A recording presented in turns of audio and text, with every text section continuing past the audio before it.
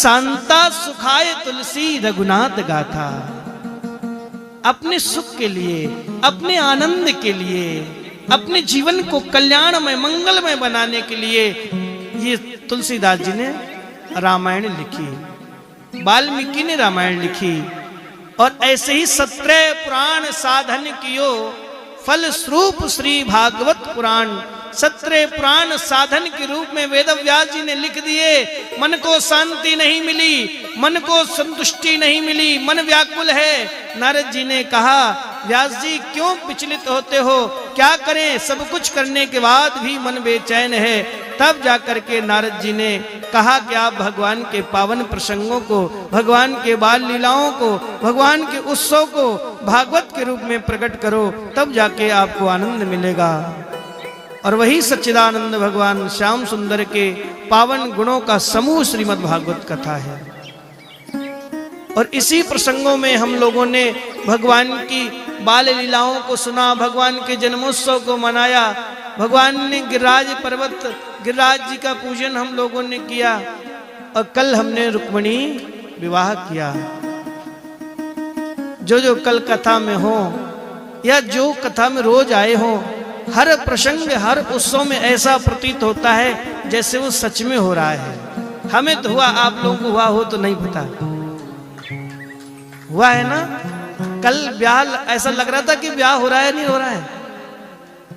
पूरा चकाचक दावत भी दी गुप्ता परिवार ने, है ना। तो ये कथा का भाव है। और एक बात ध्यान रखना, परमात्मा भाव गृहीत्वा है, रस गृहीत्वा है, पदार्थ गृहीत्वा नहीं है। परमात्मा केवल आपका भाव देखता है।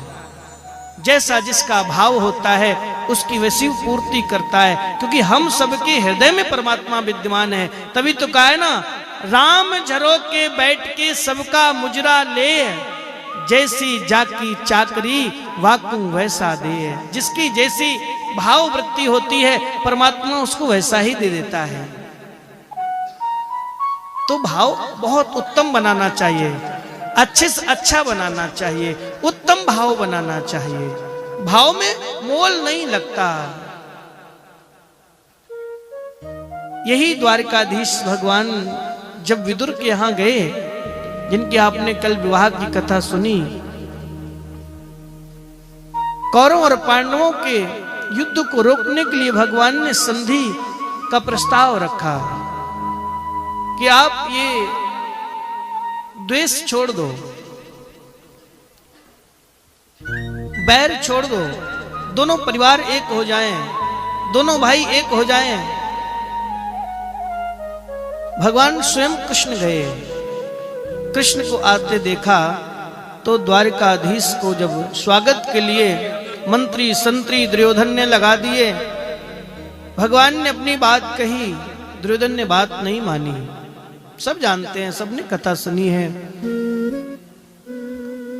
और जब भगवान जाने लगे तो दुर्योधन ने कहा, हे द्वारकाधीश, आप इतनी लंबी यात्रा करके आए हैं, द्वारका से चल करके आए हैं, आप भोजन तो कर लो, प्रसाद तो पालो। हमने आपके लिए देखो 56 प्रकार का व्यंजन परोसा है, 56 प्रकार का भोग लगाया है, आप पाओ प्रभु। और आप जिन पांडवों को मित्र बोलते हो ना, वो आपको साग पात के सिवा कुछ और नहीं पवा सकते। मैंने आपके लिए 56 प्रकार का भोजन परोसा है, आप इसे ग्रहण करो, पाओ प्रभु। पर वही बात आ गई ना, भगवान तो हृदय में उस दुर्योधन के उस भाव को समझ गई, अहंकार में डूब करके इस बात को कह रहा है कि प्रभु मैंने 56 प्रकार का भोजन दिया है, पाओ। और ध्यान रखना, व्यक्ति दो ही स्थिति में झुकता है, या तो अभाव में या प्रभाव में। या तो किसी के पास कुछ हो ना, तब जाकर दूसरे के आगे हाथ फैलाता है। मांगन ते मरनो भलो, मांगने से मरना भला है, पर व्यक्ति मजबूरी में मांगता है।